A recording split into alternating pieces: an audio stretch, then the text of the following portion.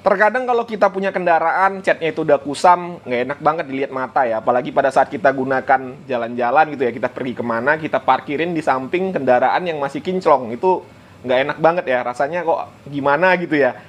Mungkin kalau kita pergi ke salon mobil itu bisa dijadiin kinclong lagi. Tetapi kan untuk budget di salon mobil itu 500 sampai dengan jutaan rupiah. Banyak uang yang harus dikeluarkan. Nah, kali ini saya akan membahas sebuah mesin yang mungkin akan mengurangi budget kita untuk perawatan kendaraan ya. Ya, tepatnya untuk memoles-moles. Ini adalah sebuah mesin polisher dari merek HNL. Kalau kalian penasaran bagaimana performanya, jangan kemana-mana, kita intro dulu.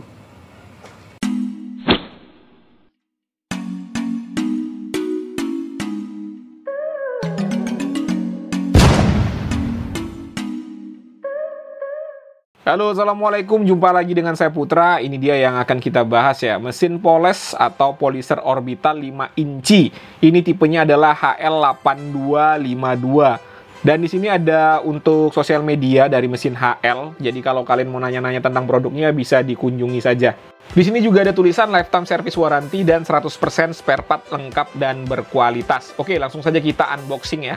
Oh ya, ini untuk harganya adalah Rp275.000. Pada paket pembelian yang pertama kita mendapatkan handle tambahan, lalu di sini ada kain pad untuk memoles. Ini ukurannya 5 inci ya.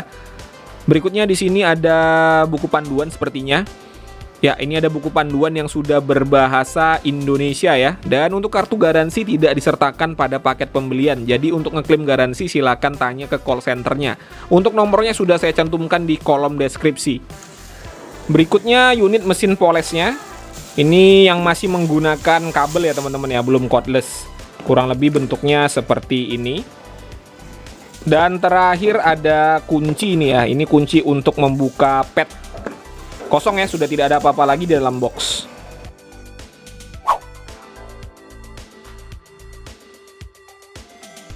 Untuk material bahan dari handle-nya ini dari plastik yang biasa saja. Ini seperti kalau kita beli gerinda-gerinda murah, kurang lebih handle-nya sama seperti ini. Lalu untuk kuncinya ini dari bahan besi, dan untuk pad-nya ini dari bahan busa. Dan untuk pad-nya juga dilengkapi dengan velcro ya. Jadi bisa ditempeli kertas amplas yang menggunakan velcro juga.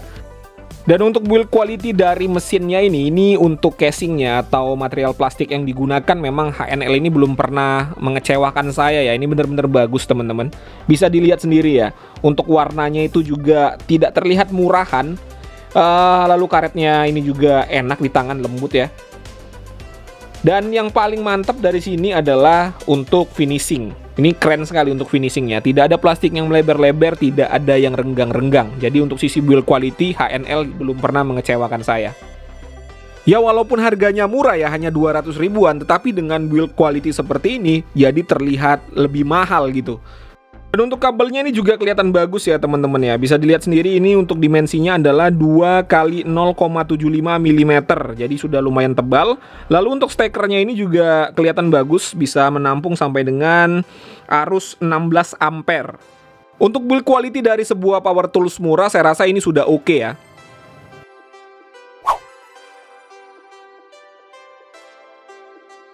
Untuk fitur mesin ini lumayan standar ya. Yang pertama di sini kita mendapatkan handle tambahan yang bisa dipasang di kanan ataupun di kiri. Lalu ada, ini adalah pad yang menggunakan velcro ya. Jadi bisa dipasangi kertas amplas di sini nih. Dan bagusnya lagi untuk padnya ini ukurannya adalah 5 inci. Jadi banyak kertas amplas yang ukurannya sama dijual di pasaran. Untuk fitur berikutnya di sini kita mendapatkan variable speed ya. Di sini pengaturannya ada di triggernya ini, tinggal kita sesuaikan saja dengan kebutuhan. Lalu ada trigger lock. Ini trigger locknya mekanismenya kurang lebih sama dengan power tools pada umumnya. Dan ini tidak ada pengaturan reversible-nya ya teman-teman ya. Jadi ya itu hanya tempatnya saja tetapi tidak ada knopnya.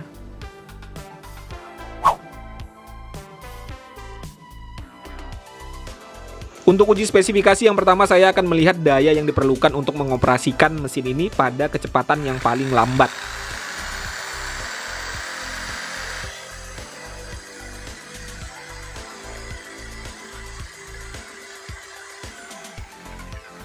Di angka 180 watt, sekarang kita akan set ke kecepatan yang paling tinggi.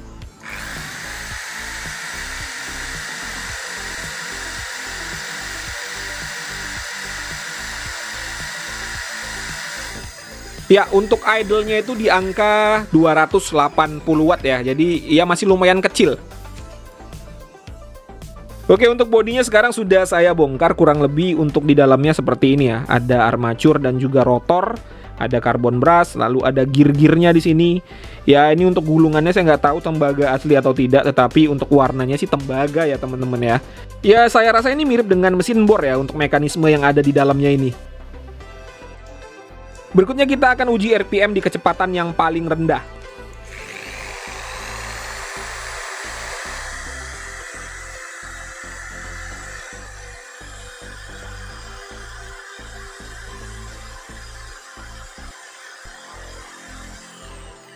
Pada kecepatan yang paling rendah itu di angka 1900 sampai dengan 2000 RPM. Sekarang kita set ke kecepatan yang paling tinggi.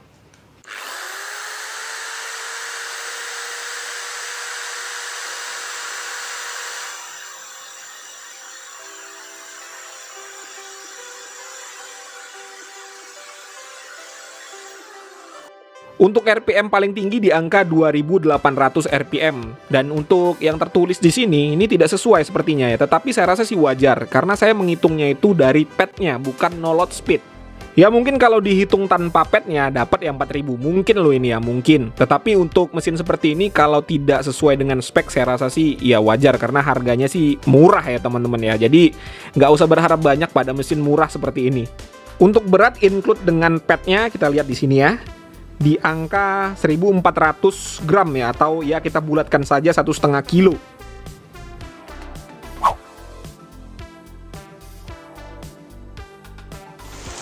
Untuk uji performa pertama saya akan memoles helm ini ya. Ini helmnya sudah banyak lecet-lecetnya, sudah banyak cacatnya.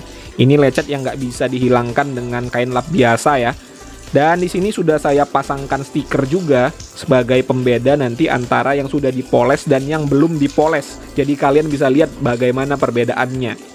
Dan untuk obatnya di sini saya menggunakan kompon yang halus ya teman-teman ya, bukan kompon yang kasar.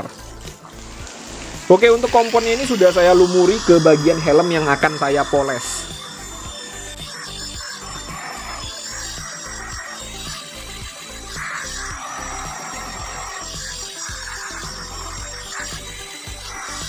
Ya, bisa dilihat sendiri di sini ya. Untuk bekas lecet-lecet yang tadi sudah hilang nih. Yang tadi ada bekas-bekas lecet di sini sudah hilang. Sekarang kita akan lumuri lagi ke sisi yang lain yang masih banyak lecet-lecetnya. Nih ya, bisa dilihat sendiri di sini. Ini banyak sekali lecet-lecet bekas jatuh ya teman-teman ya. Kita akan lumuri lagi dan kita akan poles lagi. Kita lihat apakah hilang lagi ataukah masih ada berbekas.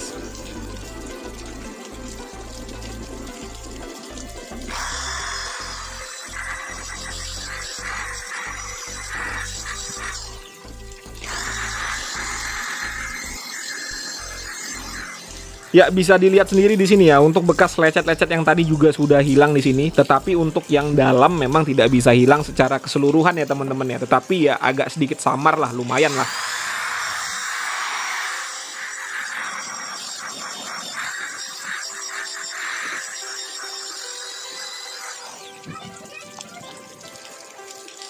Dan biar makin kinclong, saya pakai cleaner wax ini ya, supaya lebih kinclong, tampilannya lebih oke.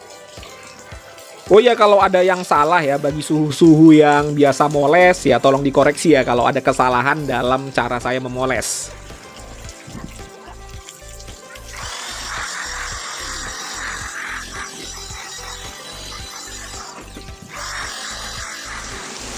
Oke, sekarang kita akan lihat ya bedanya ya. Ini yang sudah dipoles kelihatan kinclong ya. Berikutnya saya akan buka untuk ini lakbannya, untuk penandanya ya, kita lihat antara yang dipoles dan belum dipoles kelihatan nggak bedanya. Nah, bisa dilihat sendiri ya untuk perbedaannya, cukup kelihatan ya antara yang sudah dipoles dan belum dipoles. Kinclong ya, mantap.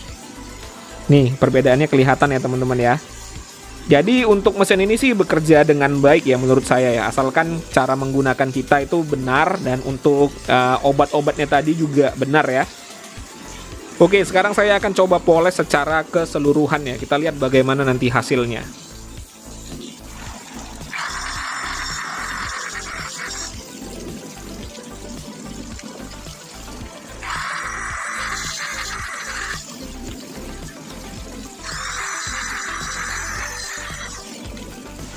Oke, ini sudah saya poles secara keseluruhan ya. Bisa dilihat sendiri untuk hasilnya, mantap ya, seperti baru lagi untuk helm ini.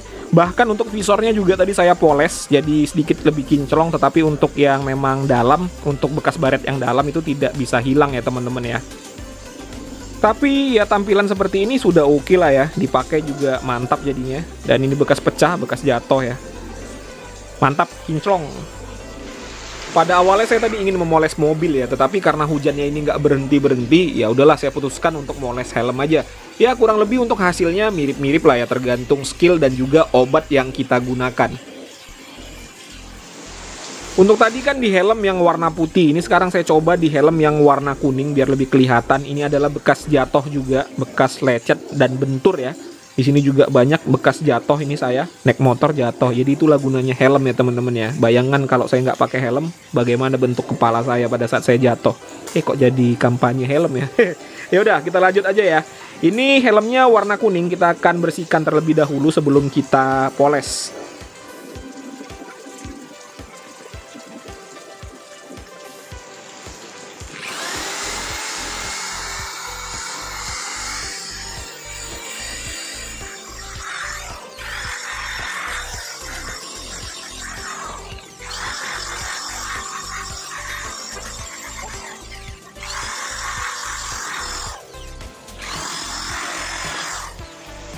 Dan hasilnya kurang lebih seperti ini ya teman-teman ya. Bekas lecet yang bentur tadi tuh yang warna biru sudah hilang.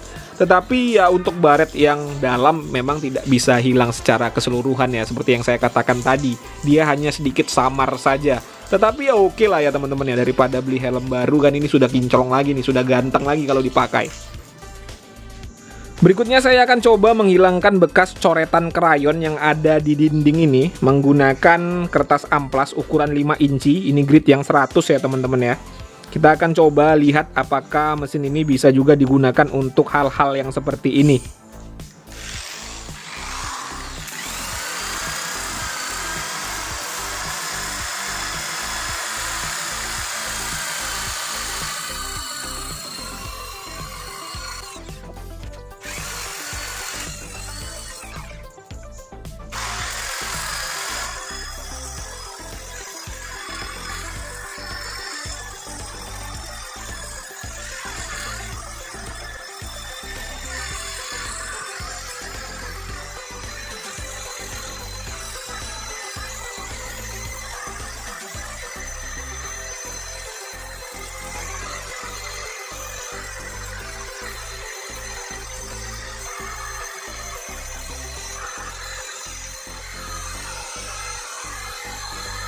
Oke teman-teman ya, bisa dilihat sendiri untuk hasilnya. Untuk bekas coretan krayon di dinding sudah hilang.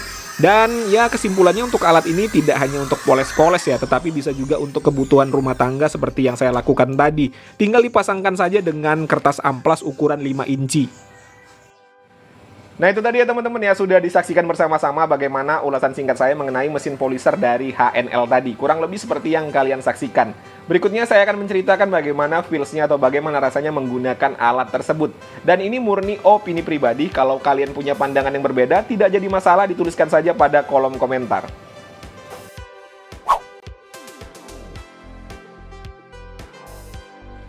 Oke, yang pertama untuk build quality dari mesin ini ya. Kalau dilihat sendiri dari build quality-nya untuk harga 200 ribuan memang ini oke sekali ya teman-teman ya. Tidak bisa dikomplain untuk build quality-nya.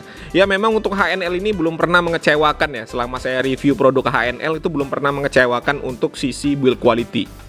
Berikutnya untuk fitur-fitur yang ada pada alat ini juga semuanya sudah bekerja dengan baik ya. Semuanya berfungsi, tidak ada masalah. Dan saya rasa juga untuk fitur-fitur tidak ada yang bisa kita komplain. Untuk spesifikasinya saya rasa juga nggak ada yang harus dikomplain ya. Sudah sesuai saja. Dengan harga 200 ribuan saya rasa sih ini sudah oke sekali. Dan terakhir untuk performanya, ini juga performa ya kalian lihat sendiri tadi ya, tidak ada masalah sama sekali pada saat saya gunakan. Jadi ya tidak ada yang bisa dikomplain juga untuk performanya.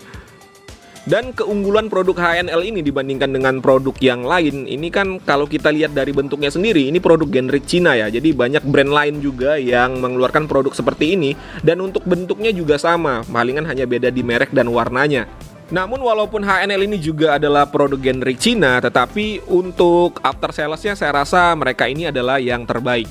Kenapa saya katakan seperti itu? Alasannya untuk servisnya, mereka itu ada service center tersendiri, lalu ada call centernya juga. Jadi kalau ada masalah dengan produk HNL yang kalian punya, kalian bisa hubungi call centernya untuk mencari informasi lah ya, kira-kira bagaimana cara memperbaikinya. Dan juga walaupun ini harganya hanya 200.000, tetapi HNL tetap memberikan garansi. Namun menurut saya pribadi, garansi dari produk murah seperti ini itu penting nggak penting ya? Itu menurut saya pribadi loh. Alasannya seperti ini, pentingnya adalah kalau sebuah brand berani memberikan garansi terhadap produk yang mereka distribusikan, berarti mereka melakukan quality control yang baik terhadap produk yang mereka keluarkan.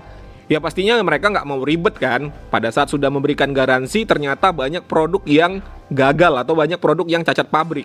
Namun sisi yang nggak pentingnya, ya ini pendapat pribadi saya ya teman-teman ya. Mau diikuti terserah, kalau nggak diikuti juga nggak apa-apa. Kalau saya beli produk murah itu sudah prepare untuk hal yang terburuk. Misalnya tingkat durabilitasnya yang nggak bagus, yaitu saya sudah prepare karena memang ada harga, ada kualitas.